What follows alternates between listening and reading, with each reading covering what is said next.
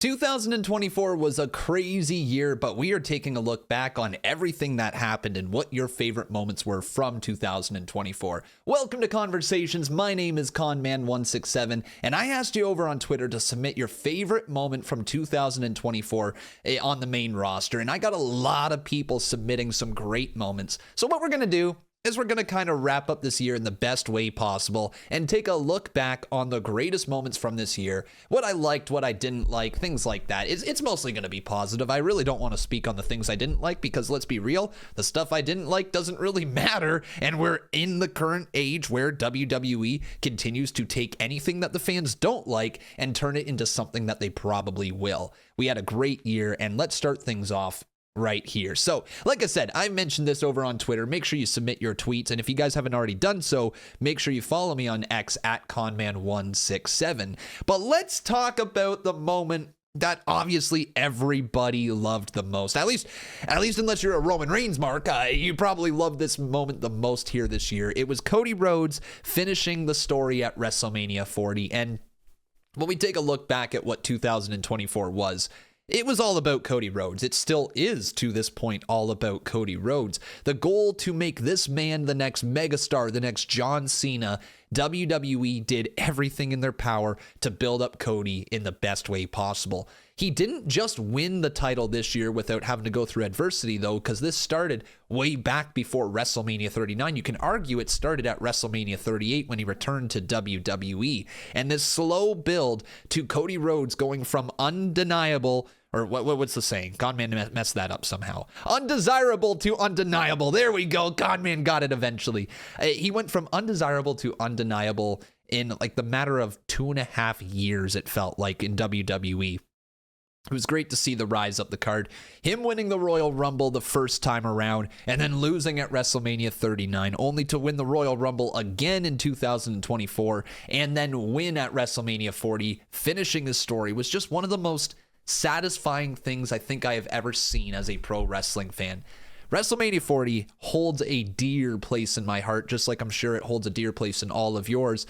It's a moment that I don't think I'm ever going to forget, and I don't see a lot of people forgetting anytime soon either. Cody Rhodes crushed it this year in 2024, and crowning him as the undisputed WWE champion was just oh man, like, because so many people going into WrestleMania 40 were also saying, could this be the year that they don't put the title on Cody again? Like, could they have Roman Reigns retain again and then eventually get that Rock versus Roman match down the line for the title? A lot of people were speculating that that could be the direction that they go in, and I'm glad they didn't, because that would have been, it wouldn't have been as good of a year, in my opinion, if we still had Roman Reigns as the champ. And that is not a shot at Roman, okay? People know that I'm not the biggest Roman fan, but I will acknowledge that Roman Reigns, not acknowledging Roman Reigns, I will acknowledge that Roman Reigns is a very integral part to WWE, and his inclusion in any story instantly makes it more interesting. But this was the year of Cody Rhodes, man. And like, just so many people also had to say, I think I probably got this match submitted, like the majority of people, when they were saying what their favorite moment was in WWE this year, most people said this match or Cody Rhodes finishing the story. But there were other people that did have different takes, and this one right here from Nylander for Hart said, if I'm being honest, Damien Priest winning the World Heavyweight Championship. He fell in love with Priest in 2023 and was so happy to see him get his moment at WrestleMania. His reign was good too, and ended with the right guy in Gunther. And I have to agree with this right here. Damien Priest, for a while there, it felt like he was holding on to the Money in the Bank contract, but they were just waiting for the moment for him to fail to cash in. Not a lot of people thought Priest was actually going to successfully cash in his briefcase. A lot of people thought that he wasn't world title contender. He wasn't a main event guy.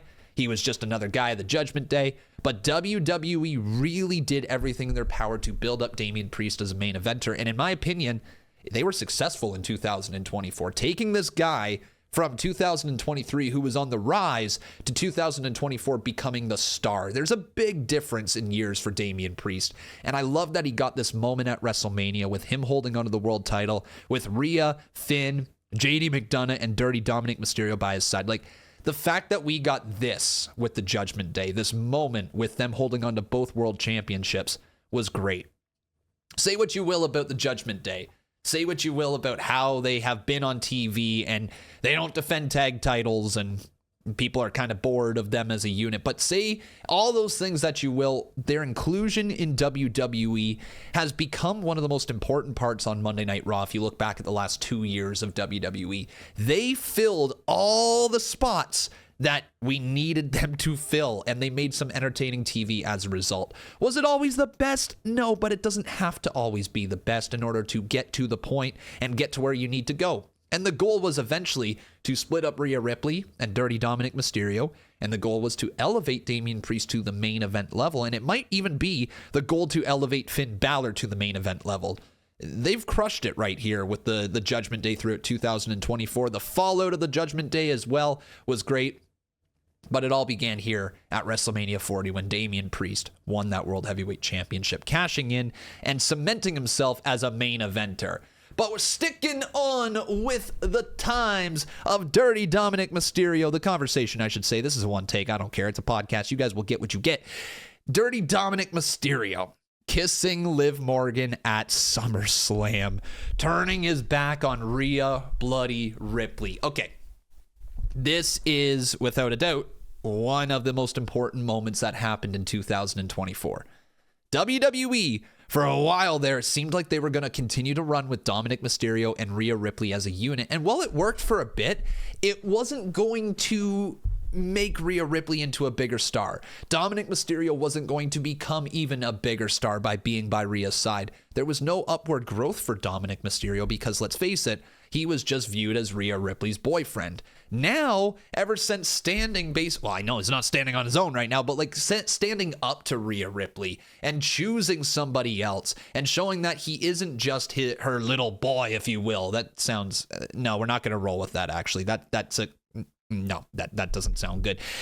He's just not the little boyfriend of Rhea Ripley anymore. He became a man as soon as he locked lips with Liv Morgan, and he's become more of a man every single week that we've watched him. He's growing into this role. He's starting to stand up to people within the Judgment Day. This coming-of-age story of Dominic Mysterio is so well written, and this moment at SummerSlam with him kissing Liv Morgan, I think the year looks so different if we don't have it. The year feels so different if we don't have this moment. I don't know what would be going on with Rhea Ripley if they didn't have this happen, if we didn't have Rhea Ripley looking for revenge on Liv Morgan like this because she literally stole her man. I don't know where WWE would be without this story. Now, granted, WWE would obviously write something else, but Liv Morgan and Dominic Mysterio, easily one of the most memorable, important moments from WWE in 2024. And somebody else who had a really great 2024. Powerbomb Nation says the Ring General winning the World Heavyweight Championship was his favorite moment of the year. And I can't deny this, right? Watching Gunther go on that Intercontinental Championship run where he just destroyed everybody along the way, holding that title for as long as he did, it felt like, okay, if he drops this Intercontinental title, we have to move him right up to the main event scene almost right away. And WWE did that for Gunther, having him win the King of the Ring tournament, go on, and then capture the World Heavyweight Championship. This was a good build for Gunther, and now we get to see the Ring General at the top of the card. One thing that I'm not in love with this year for Gunther is that he lost confidence towards the end of the year, and I don't think that did wonders for his character at all. I think that was kind of a step backwards for Gunther, and he hasn't really been able to recover since. You don't want to lose the aura that you've built up with the Ring General for so long. I get it, making him feel a little more vulnerable and all that, but he needs to be dominant again in 2025. There's just no question about it. Going into maybe a Mania match against John Cena, he needs to be built back up. That's just facts right there. But him winning the World Heavyweight title was a great moment, and it was the right moment. Gunther has added legitimacy to this world title. He added legitimacy to the King of the Ring tournament because he won the title afterwards. It's been a great year for Gunther, and I can't deny he's probably one of WWE's MVPs this year. Then we had the debut of a crazy faction, man. Something that it was straight out of the mind of Bray Wyatt. You know, Bray Wyatt, unfortunately passing away, left behind this crazy idea of the Wyatt Six, and I don't know if they have went deep into like his notebooks or if he had stories written somewhere that they found, whatever it may be, how they came upon this storyline. I have no idea, but Bray Wyatt clearly was a mastermind of this story, and seeing it come to life in 2025 was very, very cool to see. We didn't get a ton, unfortunately, of the Wyatt Six on our TV. We had the great reveal of them attacking Chad Gable and American Alpha. We then had the great match on TV between them, and then they've started feuding with Karrion Kross and the Judgment Day, or not Judgment Day, and the Miz. I don't know where Judgment Day came from there. They started feuding with Karrion Kross and the Final Testament and the Miz, and then next thing you know, they took an L on TV. So it was a weird year for these guys. I imagine that L is part of a bigger story at play, but it has to be mentioned right here. The Wyatt Six had a very cool start to the year, and then towards the end, I'm not sure if fans are as invested as they were at one point. If 2025 is going to be a big year for the Wyatts, they are going to have to figure out what's going on with this story with the Final Testament. That's just all it is. But I love that Nikki Cross got this great opportunity. She's so talented, and I think that it's just a matter of time before we see her continue to grow into a bigger character. And I look at this group. I look at Bo Dallas as Uncle Howdy, and I look at Dexter Lumis, Joe Gacy, Rowan. Like, all these guys feel like they could break out in a different way. I don't know how they're going to break out, but I see lots of potential in Rowan with this character. Can you imagine Rowan with Howdy by his side as Rowan is pushing up the cart? Like, I feel like there's more to this. We could easily have Gacy and Lumis be a tag team if we wanted, although it does seem to be Rowan and Lumis being the tag team. But regardless, we could talk about this for hours right here. I think that the Wyatt Six brought a lot of potential and a lot of intrigue to WWE throughout 2024. And I think 2025 is going to be a big year for them. We'll see them on a PLE at some point, I imagine. We'll see more of a focus, I think, towards the tag team titles with this group. If I'm looking at this, the Judgment Day dropping the tag team titles to the Wyatt Six makes the most amount of sense in 2025. I don't know how we get there, but it would make the most amount of sense. Then we had, Mr. L.A. Knight capturing the United States Championship in 2024, and his rise up the card has been wonderful to see. Okay, everybody loves L.A. Knight. Like, just everybody does. How can you not love L.A. Knight? But his star power towards the end of 2024 started to dip, and then he lost the United States Championship at that point. Kind of difficult to bounce back from with him, but I think he's starting to focus towards the bloodline. He doesn't seem to have a preference as to who he wants to beat up from which side of the bloodline. He just wants to beat up the bloodline, period. So Roman's bloodline is not safe. Solo's bloodline is not safe. It looks like LA Knight is gunning for them in the near future. But him losing the United States Championship towards the end of the year to Shinsuke Nakamura, not a bad call. I loved seeing him hold on to the United States title throughout the year. I thought him taking it from Logan Paul was absolutely the right call. Everything about LA Knight's run as United States champion to me was a success, but now it's the question of, does he get more moving forward? Is he going to be the mega star that he says he is in 2025, or is he going to be lost in the shuffle? Time will certainly tell. And then let's go back here to this amazing moment, man. Mark Jones says, I know it's a little biased, but being able to finally see AJ Styles live at Clash at the Castle in Glasgow earlier this year will forever be etched in my mind. Styles is one of my top 5 favorite all-time wrestlers. Now, there's a moment right here. Okay, I don't know what it is. I feel like I am missing something here. Cody and AJ Styles, they faced off here? I think, like, my brain must be forgetting something here. I'm Googling it, okay? AJ Styles at Clash at the Castle. They did, eh? Oh, it was the I Quit match there at Clash at the Castle. Okay, that's what happened. My brain thought that was at the Backlash match between AJ and Cody. Okay, well, hey, rerouting my brain set. Okay, cool. You learn something new every day. Con Man's memory is like the size of a goldfish, so don't hold that against me.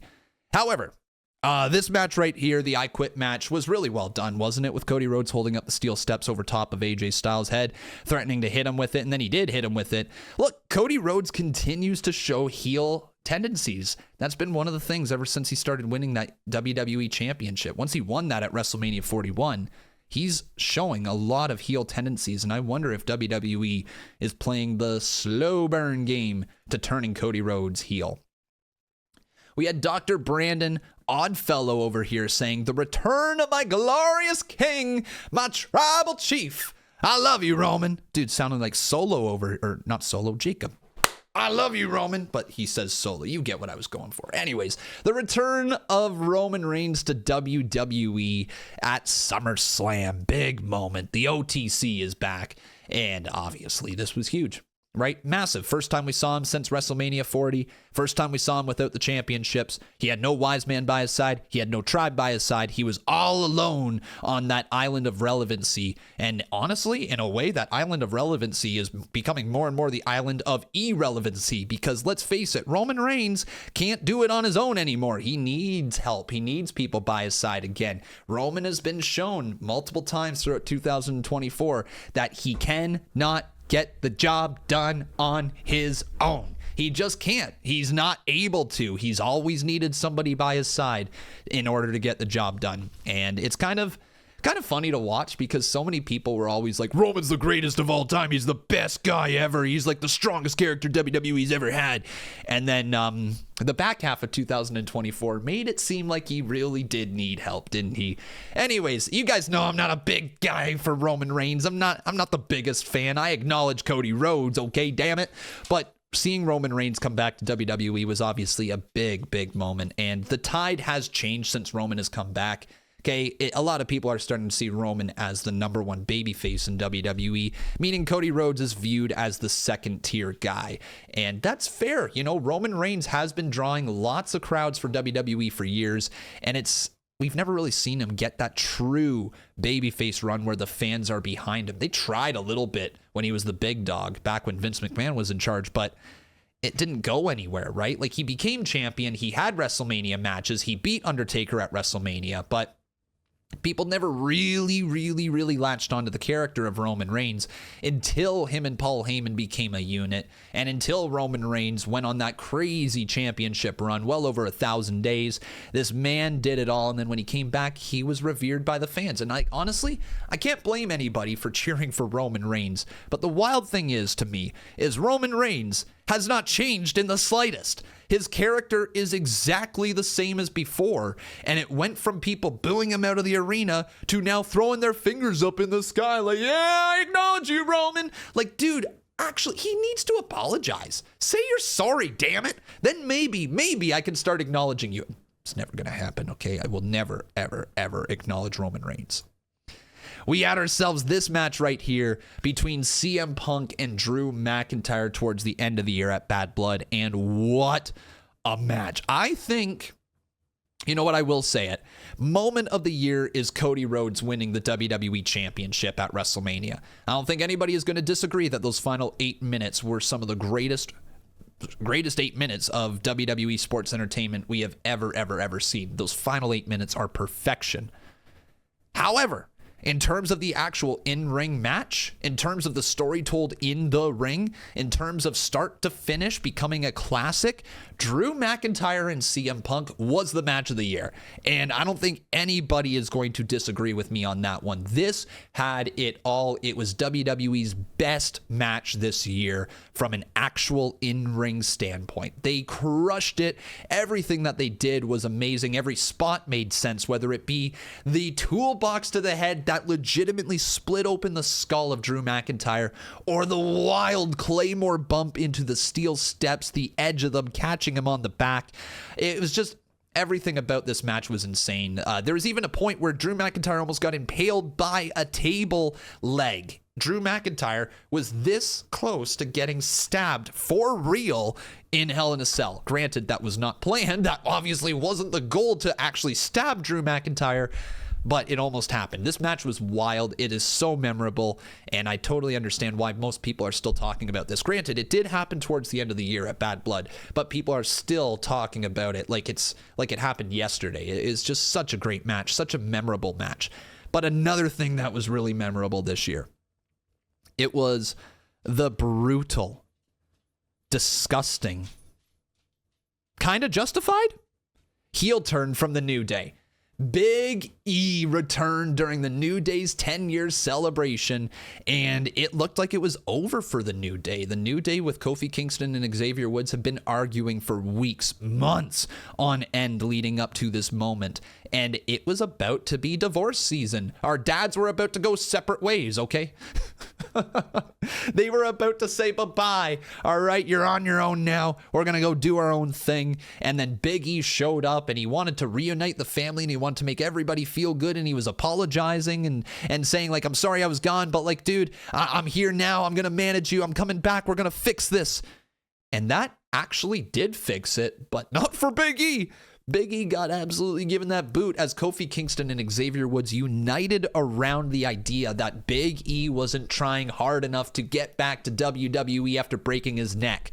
Edge came back after a broken neck. So what? Stone Cold Steve Austin came back after a broken neck. So what? Daniel Bryan came back after a broken neck. So what? There was so many things being said during this that was heartbreaking to hear, heart-wrenching, but also mirrored in truth. And that's what made this segment so memorable. To me, this might be the greatest heel turn WWE has produced since, oh gosh, I don't even know, since what? Like that's a very good question. This might be the greatest WWE heel turn I have seen live. I'll say it. I think it's the greatest WWE heel turn I have seen live. We've witnessed live so many heel turns through the years, whether it be Dominic Mysterio turning heel by kicking Edge in the nuts and then attacking Rey Mysterio with a brutal clothesline. We've seen moments like the Festival of Friendship with Chris Jericho and Kevin Owens, where Kevin Owens just destroyed Chris Jericho. I've seen moments like Shawn Michaels putting Chris Jericho, again, you can tell the people that I love, Shawn Michaels putting Chris Jericho through the Jumbotron or the Jeritron during that crazy segment, and then Jericho, I think I said Jericho putting Shawn Michaels through the Jerotron, whatever it is, and Jericho becoming a mega heel after that, wearing the suit, using long words, speaking so slowly that you could barely understand him. There has been wild heel turns through the years, and those were just the ones that came to my mind immediately, and I could probably label 1,000 more, like whether it be Tommaso Ciampa turning on Johnny Gargano in NXT. Like, there's so many crazy heel turns that happened, but Big E, Kofi Kingston, and Xavier Woods was a group that I never thought was going to split. This was a group that I thought we would see go into the Hall of Fame together, and we may still someday, but I never thought that they would falter, there would never be any issues with them, and that they would always be one big, loving, happy family. But that didn't happen in 2024. We actually got the end of the New Day, which is crazy. Big E's eventual return, if he does come back, maybe at the Royal Rumble, is going to be one of the biggest pops of all time as a result. And WWE might have just created one of the biggest babyface stars if he is able to come back from injury. Like, Big E was always loved, but he will be revered if he comes back after this injury and feuds against Kofi and Xavier. It'll be money, man. It'll be must-see TV. But speaking of must-see TV, how about that main event man? How about the Yeet guy? How about the Yeetmeister? Conman was just looking for his glasses. That's why he's stalling.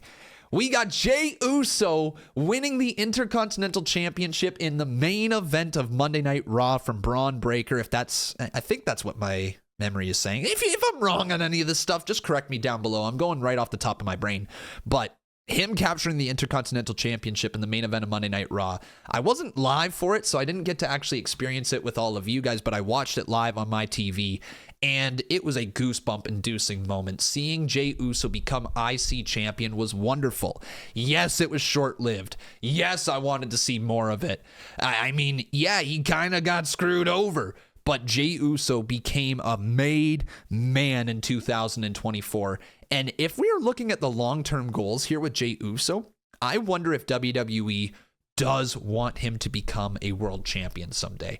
I wonder what it would take. We might still be a couple years away from that being an actual thing that they can lean into. But if they start teasing it in 2025, I don't think there's anything saying that Jey Uso couldn't be a world heavyweight champion, or hell, even a WWE champion by the end of 2026. I know it's a long way, but there is still definitely that possibility 2025 could be all about building up main event Jey Uso. We'll see, man. We will definitely see. Now, another thing that happened was the tag team title win, the first time from DIY. Tommaso Ciampa, Johnny Gargano capturing the tag team titles from Grayson Waller and Austin Theory in Toronto. Now, I was there for it again. This was the night before Money in the Bank, and you guys know this. I have seen so many great moments with Johnny Gargano and Tommaso Ciampa. In fact, I've seen their entire career in WWE, dating all the way back to the Cruiserweight Classic, to when they started coming into NXT, showing up here and there, and then they became a tag. Actually, I'm pretty sure this was before the Cruiserweight Classic. Yeah, this is how far I've been watching them, man. How long I've been watching them. They came into NXT briefly. They were sometimes teaming together, and then they would team together a little bit more, and they'd show up here and there. And then it was the Cruiserweight Classic, and they had to face each other in the Cruiserweight Classic, which was a beautiful match. And then coming out of that, we pushed DIY, and we saw DIY win the tag team titles at TakeOver Toronto. Once again, Toronto getting a great moment for Johnny Gargano. They beat the Revival back then to become tag team champions. And then Johnny Gargano is called up to the main roster. We see both Ciampa and Gargano there. They go back down to NXT and then fully call him up to the main roster, where Johnny Gargano once again debuts or returns. One of them, I don't know what it was exactly, but he shows up in Toronto again, and Lord behold, I was there for that as well. So the connection that I started to develop with Johnny Gargano through the years was amazing. Like, he legitimately was one of my favorites because I saw so many big moments of his live in person. TakeOver Toronto, Monday Night Raw in Toronto, and then SmackDown in Toronto. Johnny Gargano, I need you to know this. Toronto loves Gargano. We absolutely love him, and it was just such a surreal moment being a part of it. Seeing Johnny and Ciampa DIY win tag team gold on the main roster was just, to me, one of my most memorable moments of the year, because I was to be a part of that, to hear the crowd, to feel the crowd erupt for them. So many people wanted to see them win, and when they got that dub, just the place was electric. It was amazing. Now we're going towards the end of the year here. One of the big stories moving into 2025 is what's going on between Roman Reigns and CM Punk. The handshake, the secret, or the favor, whatever you want to call it. This is definitely going to be a massive story leading into the new year and potentially towards WrestleMania season. Like, we have just scratched the surface here, but what a crazy moment it was seeing Punk and Reigns being in the same ring on the same team together. Great moment. But also what was great was just the rise of Jake TV 72. Okay, Jake TV 72 went from this measly streamer on Twitch. Okay, he was out here grinding away, trying his best to just grow his community and become one of the most popular stars in pro wrestling content creation. And you know what he did? He said, fuck that. I'm not going to really lean into content creation. I'm going to skip the line. I'm going to go right onto Monday Night Raw. And I'm somehow going to simultaneously cast my reactions to me hitting a tsunami on Seth freaking Rollins. Okay, he took out all of our favorites this year. Jake TV 72, you are a menace to society and you need to be stopped, okay? Well wishes, though. Hopefully your ankle heals up pretty soon. But like, okay, all right, I can't keep up that. I just can't keep saying that. Bronson Reed had a hell of a year in 2024, didn't he? Seeing his rise up the card, his matches against Braun Strowman. The last Monster Standing match was incredible. His feud with Seth Rollins was beautiful. Him going into War Games, getting that opportunity. He looked like $1 million, putting his body on the line for a tsunami from the top of the cage in War Games, breaking his foot. When Bronson Reed comes back, I wouldn't be surprised to see this, but I wonder if they bring him back as a babyface. There is a legitimate chance Bronson Reed could be pushed as a good guy when he comes back. WWE fans were getting behind him. Now, unless they present him as a heel right away, then obviously that's a completely different story. But if they bring him back, I could see fans rooting for Bronson Reed. He was really starting to get over with the crowd, and it was a shame that he got injured at the end of the year. But what a moment it was just for Bronson Reed watching his rise in 2024. Hey, how about the debut of Ricky? Dude, what a moment for Ricky. I had to include it because like it was the best moment of the year, okay? It was the number one moment. We also had John Cena announcing his retirement tour in 2025. So that's what we have to look forward here this year. I'm not ready to say goodbye. I don't think many people are. I don't think a lot of people want to say, see ya, John. His matches are going to be emotional, to say the least. And his last Royal Rumble, his last Elimination Chamber, his last WrestleMania, everything. I'm getting goosebumps talking about it. But the craziest part is that I was there, again, at Money in the Bank for this moment. And when I heard John Cena come out, I realized I had never seen John Cena in real life that I'm aware of. I don't think he was at Survivor Series 2016. I don't think he was at SummerSlam 2019. I don't think he was, well, he certainly wasn't at any NXT takeovers. I don't think he wasn't at Elimination Chamber in Montreal in 2023. He wasn't on Raws or SmackDown in 2023 when I watched them, and he wasn't there in 2024. So me seeing John Cena at Money in the Bank was the very first time I ever got to see John Cena in person. And as a kid, man, I was ecstatic. I was actually up in the press box as we were just kind of standing up there in the press box in between whatever segment it was before John Cena came out. And the Judgment Day showed up there. Dirty Dominic Mysterio, Carlito, JD McDonough, and Carlito. They were all there, those four guys. We didn't have Damien or Rhea, but those four guys were there, and they were taking photos with us up in the suite and all that. It was really cool. But then after I took a photo with Dirty Dominic Mysterio, we hear, we're like, what? John's here. I didn't even capture my full reaction to it because I was running back to my seat. I didn't want to trip and fall, and I almost tripped and fell on my way back to the seat, which would have been damn embarrassing in front of JD McDonough because he was literally right there when I tripped. And I'm just glad that, I'm just glad I didn't go tumbling down the stairs or anything like that. But we got back to our seats to see John Cena for the very first time in my life live, and I shouted out probably the stupidest thing that I could have thought about when John Cena said, "I bet you want to know why I'm here." And I said, "Are you here to announce a WrestleMania for Toronto?" Playing off him announcing a WrestleMania for the UK that I'm not sure you guys are ever going to get. And then he said, "I am here to announce my retirement." My face, it dropped, my jaw dropped. I was like, what the fuck? Is it me? Is it me, John? I waited all these years to see you in person, to actually see you wrestle live, and the day you show up, you tell me you're retiring? Like, come on, John. Come on, man. So it is my goal in 2025. At some point, I'm hoping at Elimination Chamber. I'm hoping he's there. I'm really, really hoping he's there to witness a John Cena match in person. If he is there wrestling at Elimination Chamber in Toronto, I can knock it off my bucket list. If he's not, I'll be a sad con. And then the last thing that was brought up here was from Jose. He says, the crowd singing Randy's theme in France. And I just wanted to put this up here at the very end as well because I wanted to mention the France crowd. The France crowd was the best crowd of 2024. I don't think anybody will disagree with me on that. They were insanely loud. The chants were amazing. They were passionate. The singing of Randy Orton's theme song, the singing of Cody Rhodes' theme song, il est vraiment phénoménal, la la la la la. Like that for AJ Styles was incredible. Un, deux, simplement deux. If you're wondering how I'm speaking French so simply, it's because je peux parler un petit peu de français. Bonjour, comment ça va? Je m'appelle Conman. I messed that up, but still, the gist is there. But it was such a crazy moment seeing the France crowd come to life. And in my opinion, WWE needs to go back to Lyon, France. It needs to be a thing that they tour once a year, if not once every 2 years. They need to be there with a live broadcast of a PLE.